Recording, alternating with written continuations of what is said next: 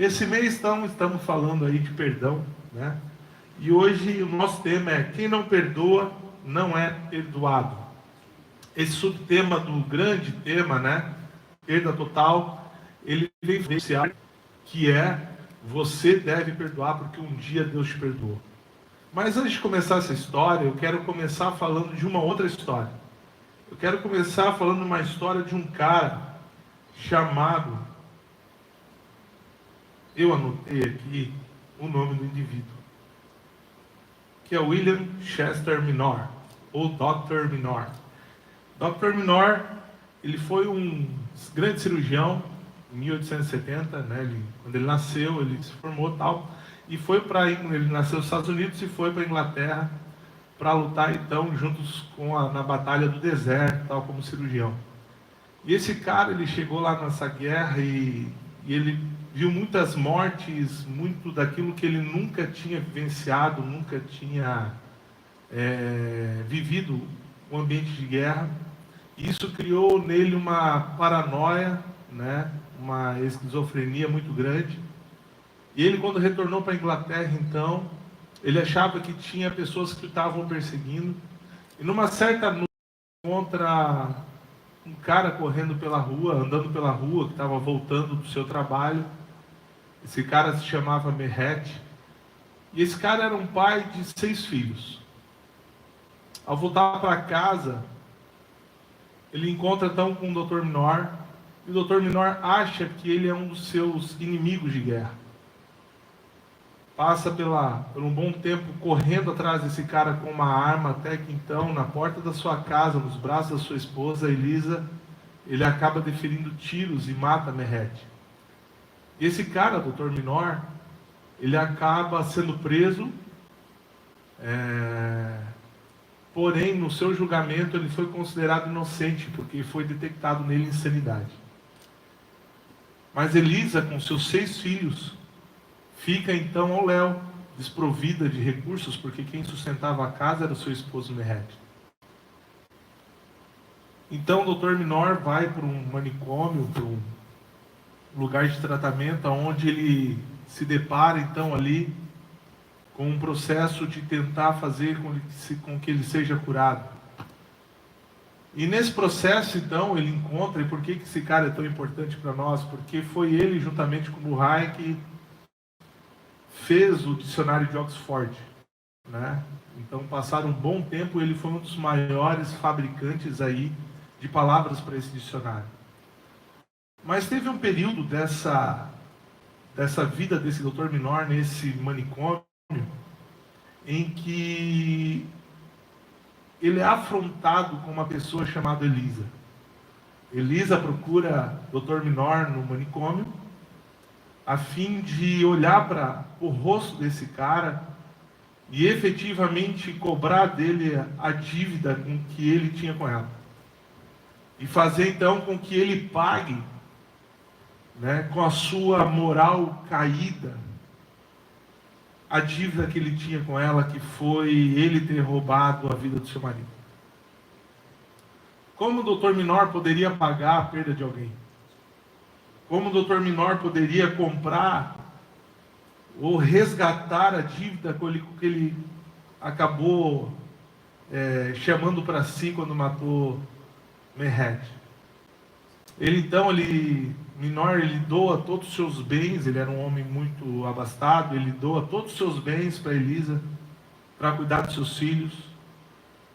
Mas Elisa, ao ver o estado do Dr. Minor, ao ver ao estado que ele realmente era um cara que tinha problemas, ele não era uma pessoa que estava no seu estado de lucidez normal, ela começa a ser confrontada porque ela queria odiar o Dr. Minor. Mas ela então é comovida pelo estado de pobreza daquele cara. E aí ela começa a fazer visitas frequentes ao Dr. Minor a fim de conhecer ele um pouco melhor. E em cada visita ela começa a ser curada de um processo, de um trauma que foi cometido na sua vida. Até o ponto que ela descobre que ela ama aquele cara. Ama no sentido de ele merece ser amado também. E é sobre isso que nós queremos falar hoje. Exatamente sobre isso. Porque quando nós falamos que quem não perdoa não é perdoado, tem alguns pontos muito importantes que a gente vai ler aqui na Bíblia que Jesus falou para os seus discípulos, que precisam ser analisados. E eu quero que você abra aí na sua casa, Mateus 18, o versículo 23 até o versículo 35. Para quem gostou dessa história, recomendo ler o livro Gênio Louco, e lá vai contar essa história verídica do Dr. Murray e Dr. William Knorr, que fizeram esse dicionário maravilhoso aí. Então lá, Mateus fala assim: portanto, o reino dos céus pode ser comparado a um senhor que decidiu pôr em dia as contas que os servos lhe deviam. No decorrer do processo, trouxeram diante dele um servo que devia 70 milhões de moedas.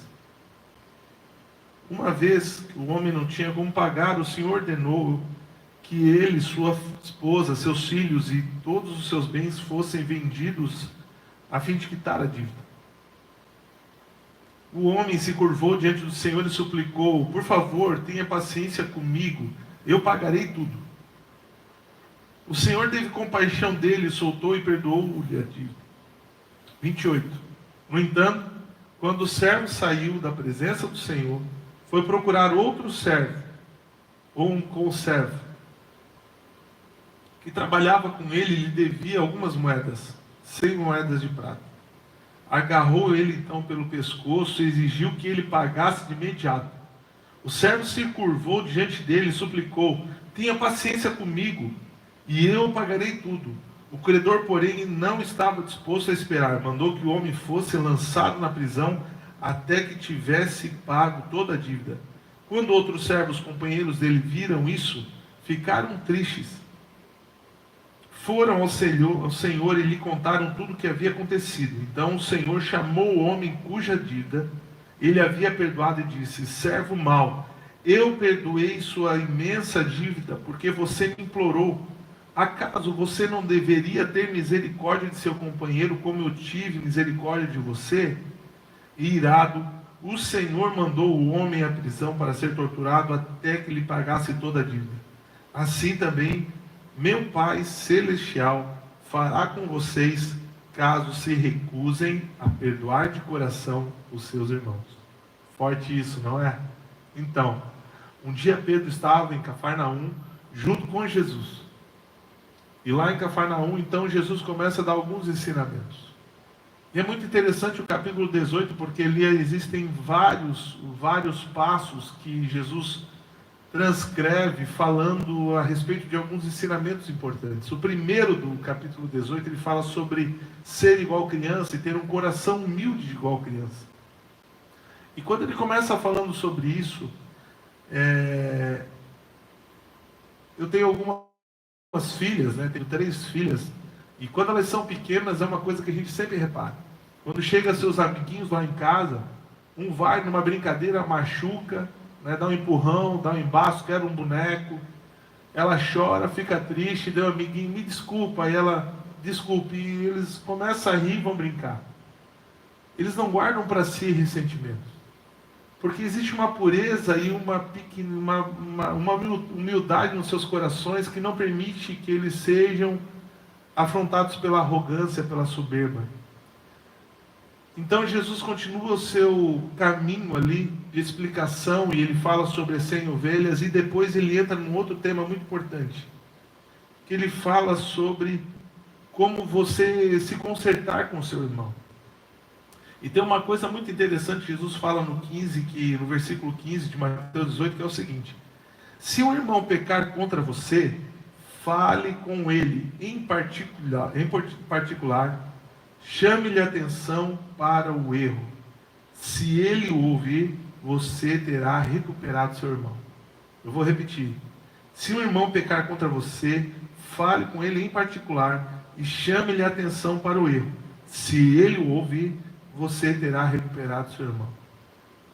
E lá, no versículo que nós lemos, no versículo 23, ele começa falando assim: num dia, num determinado dia, o Senhor decidiu pôr em dia as contas que os servos lhe deviam.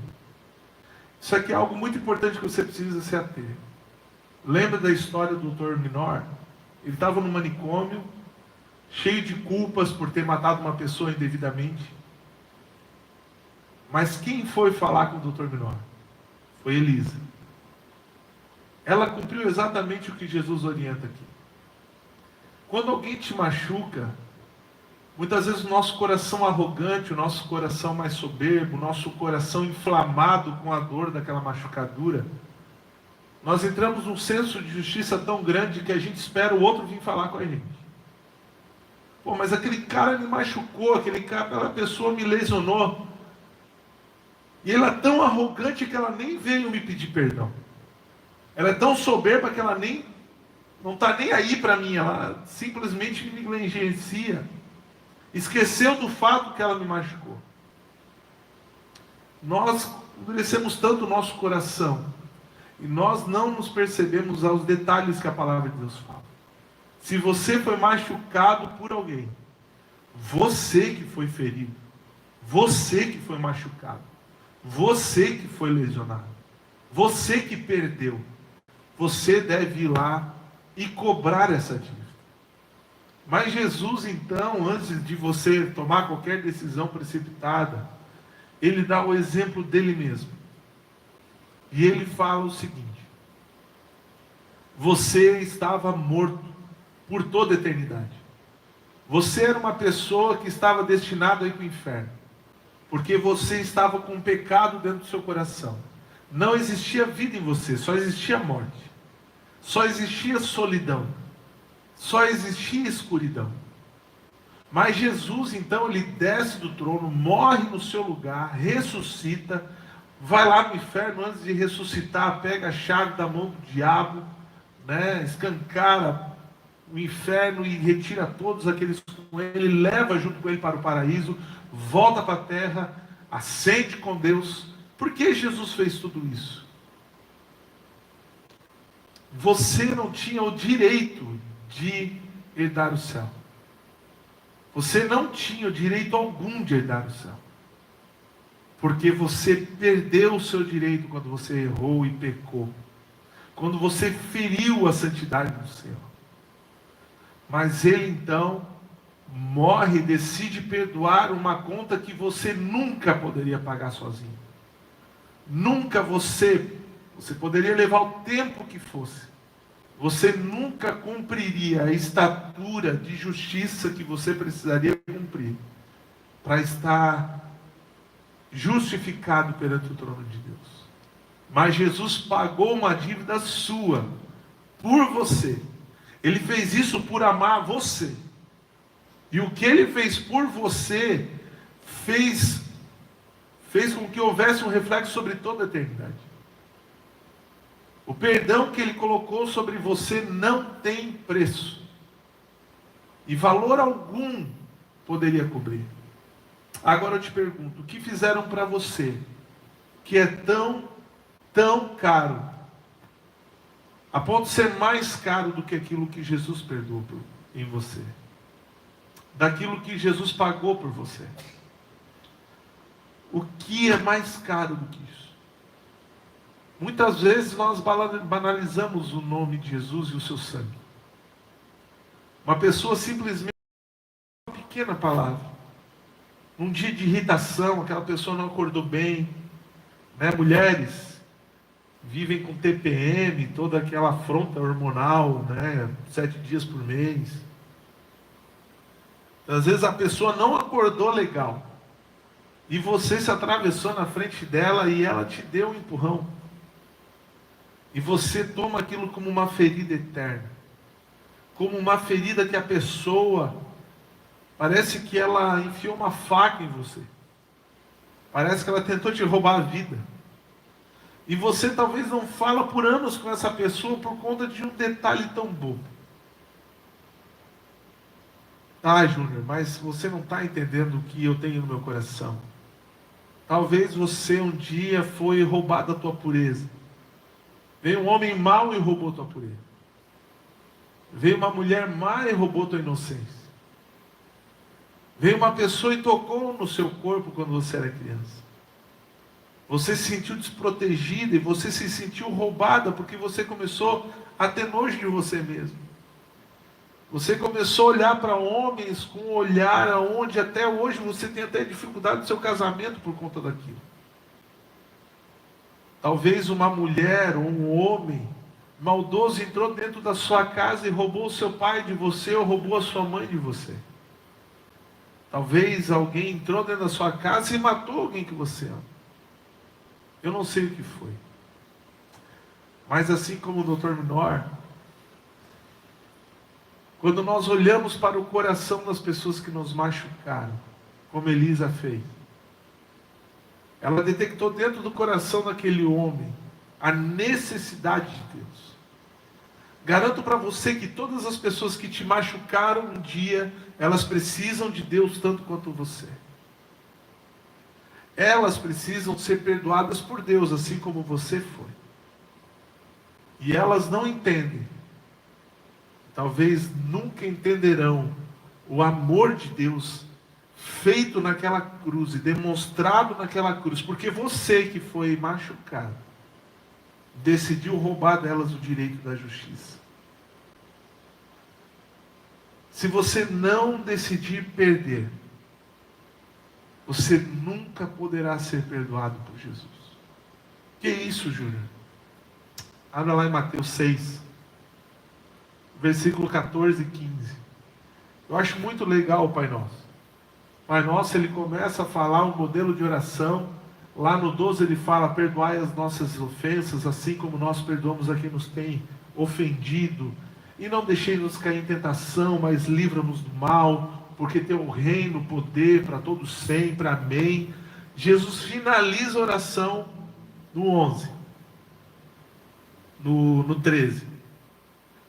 Mas chega no 14, no 15, Jesus volta a falar do 12. Porque parece que não ficou completo.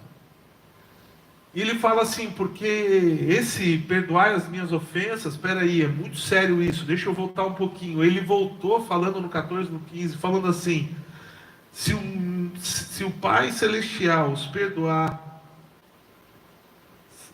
seu Pai Celestial os perdoará se perdoarem aqueles que pecam contra você. Mas se vocês se recusarem a perdoar os outros, seu Pai não perdoará seus pecados. Olha como é sério. Jesus só pode perdoar você na medida que você perdoar os outros. Por que, Júnior, que isso acontece? Porque Deus é justiça. E Ele não age sobre injustiça.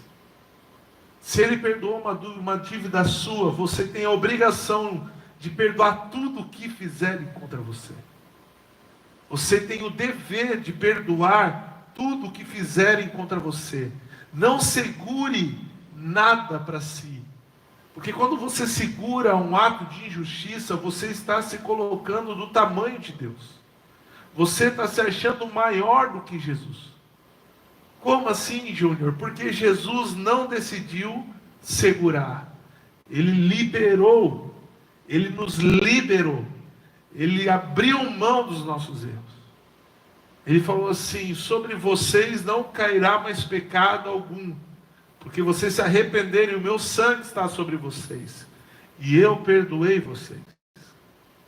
Agora, se vocês decidirem reter o perdão de alguém que te machucou, aí eu não vou conseguir te perdoar, porque nisso habita a injustiça. O que é tão grave no seu coração? O que é tão grave? Aquele senhor, ele olha para o seu servo que decidiu não perdoar a dívida do seu conservo.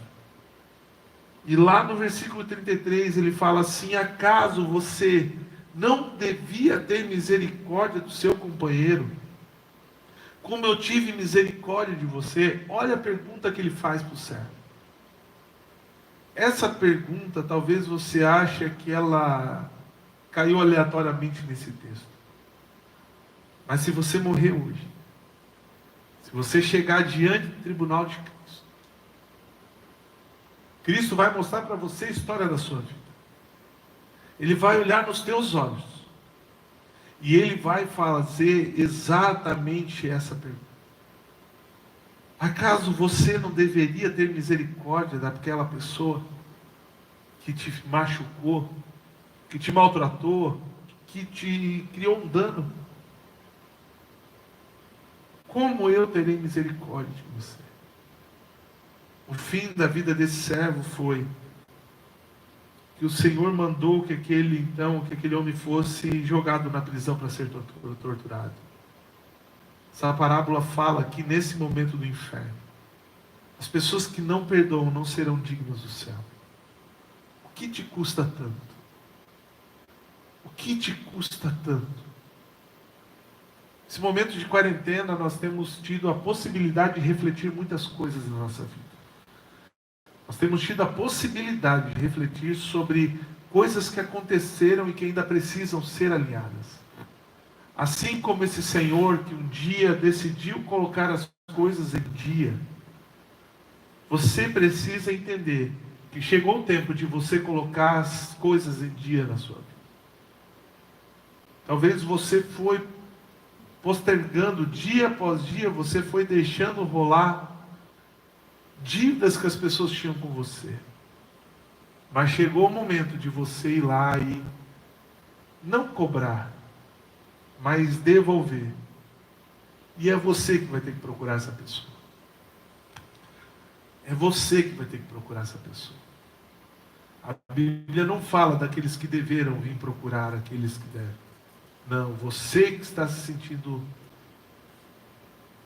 prejudicado, você que está carregando, você precisa ir lá e se consertar. Você precisa ir lá e acertar essas coisas. Tenho certeza que quando você fazer isso, a sua vida vai mudar. Parece que o céu vai se abrir. Parece que vai sair um peso das suas costas. Parece que o dia vai amanhecer um pouco mais claro. Tudo isso porque você decidiu perdoar. Júnior, mas a pessoa morreu. Como é que eu faço? Você dobra os seus joelhos e você coloca o seu coração diante de Jesus. Júnior, essa pessoa não mora tão perto de mim. Dá um jeito. Encontra ela. Procura ela. Nada será mais vergonhoso do que no dia do grande tribunal de Cristo, perante milhares de testemunhas, você ser exposto, sem a possibilidade mais de remissão. Afinal de contas, o que te custa tanto, que seja maior do que o sangue de Jesus? O que te custa tanto, do que você reter nas suas mãos a eternidade? Tem uma coisa muito interessante na vida do cristão, e isso eu tenho meditado nesses dias. Nós tentamos viver uma vida achando que cumprindo metade dos mandamentos a gente vai estar no céu. Se a gente for bom, a gente vai para o céu. Se a gente for gentil, a gente vai para o céu. Existem muitas formas de amor, né? Existe o amor fraternal, existe o amor eros, existe o amor strong, né? Se você pegar todos os amores, são muito parecidos. Mas qual é a diferença do amor ágape para outro tipo de amor? Você sabe?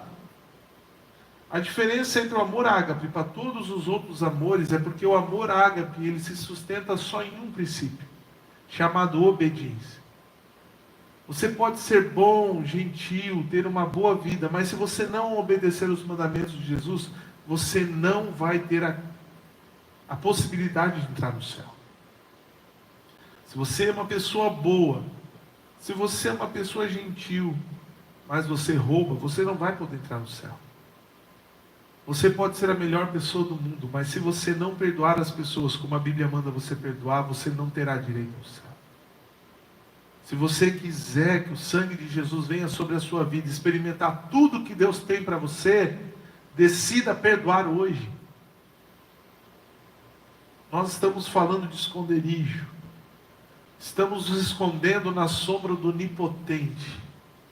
Quem falou isso foi Moisés, dentro daquela tenda do encontro, onde ele estava junto com Deus e conversando com Deus. E cada vez que Moisés estava naquela tenda, Ele tinha um relacionamento de intimidade, era maravilhoso a vida que ele tinha dentro daquela tenda.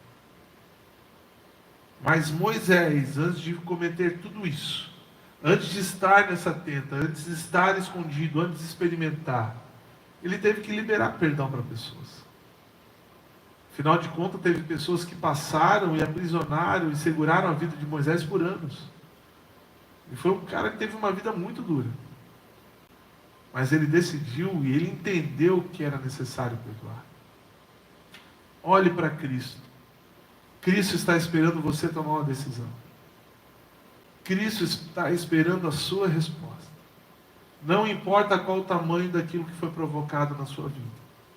Nenhuma dor, nenhum sofrimento pode ser maior do que uma eternidade sem Jesus.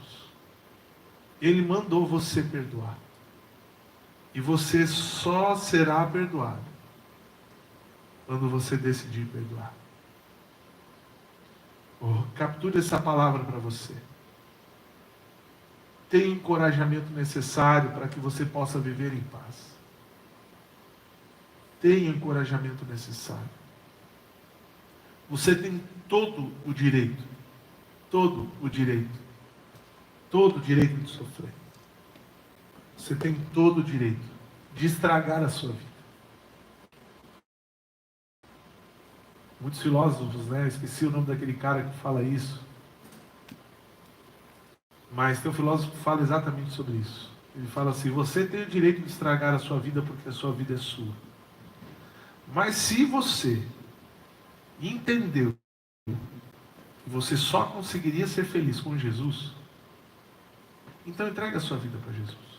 Mas entregue completamente. Para você entregar a sua vida completamente, você precisa obedecer os seus mandamentos. E você precisa cumprir todos os seus mandamentos. Perdoe quem te ofendeu. Libere o perdão. Procure essa pessoa e se corrija. Feche seus olhos onde você está. Eu quero orar por você. Senhor Jesus, nessa hora eu quero colocar essa pessoa que está aqui nos olhando, Jesus. De longe. Talvez ela tenha pessoas do seu lado nessa hora, na sua sala, no seu quarto. Mas no seu coração, dentro do seu coração, existe um secreto, aonde ninguém está conseguindo ver, mas lá dentro do seu coração ela está chorando. Chorando porque ela não consegue se desvencilhar, Jesus, daquilo que um dia foi danoso a ela. Senhor, eu peço que o Senhor venha nessa hora dar a força necessária para que essas pessoas possam perdoar. Aquele homem, Senhor Deus, que o Senhor exemplificou, aquilo fala, Senhor Deus, de uma dívida de quase 400 bilhões de dólares. E o Senhor perdoou essa dívida. O outro homem, Senhor Deus, estava falando mais ou menos de 10 mil dólares. E aquele servo não perdoou. Olhando os montantes, Senhor Deus, era muito pequeno, Senhor. Mas o que era tão difícil de perdoar? Dar o direito para outra pessoa, Jesus, é muito difícil. Mas o Senhor fez tudo isso com perfeição. O Senhor apanhou. O Senhor foi provocado em dores. O Senhor foi... Tentaram pedir que o Senhor continuasse o caminho do madeiro. E no processo do madeiro, Senhor, como foi terrível. Zombaram de você, Jesus. Mas o Senhor ficou emudecido. E lá no alto daquela cruz, o Senhor olha para aquela multidão E eu creio que o olhar de Jesus, ele foi muito mais além do que aquela simples multidão. Ali naquele Gólgota, naquele lugar alto, Seu Deus, cheio de pedras. Eu creio que os teus olhos invadiram, Seu Deus, toda a humanidade. E Jesus falou: Pai, perdoai-vos, porque eles não sabem o que fazem. O Senhor encontrou a pobreza do nosso coração, a miserável pobreza ao qual nos encontrávamos, Jesus, e decidiu nos perdoar. Jesus, que nós possamos olhar a pobreza das pessoas que nos devem, e que nós possamos olhar com o mesmo olhar de misericórdia, entendendo que só o amor de Jesus pode, Senhor, transformar o estado de miséria daquele coração. Nós liberamos as pessoas que estão nas nossas mãos, as pessoas que nos ofenderam, as pessoas que nos machucaram. A partir de hoje nós liberamos, Jesus, e não vamos mais reter, aquilo que nos causaram.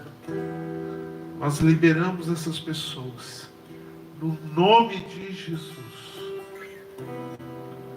Vai, meu filho, perdoa quem te machucou, ganha eternidade, ganha o coração de Jesus, sendo igual a Ele. Amo você, oro para que o Senhor possa te dar a possibilidade de encontrar essas pessoas.